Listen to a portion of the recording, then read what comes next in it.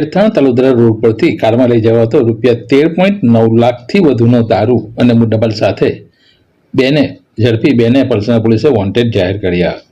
Palsana police સ્ટાફના માણસો police station વિસ્તારમાં પેટ્રોલિંગમાં હતા. દરમિયાન પોલીસ ઇન્સ્પેક્ટર ભગવાનભાઈ જીલેડિયા તથા એએસઆઈ દીપકભાઈ આનંદરાવનાઓને ખાનગી રાહે સંયુક્ત બાતમી મળેલ કે એક સફેદ કલરની મારુતિ કંપનીની grand Vitara 4 car number GJ15CQ 5453નો ચાલક નવસારી તરફથી વિદેશી દારૂનો જથ્થો ભરીને કડોદરા તરફ જનાર છે.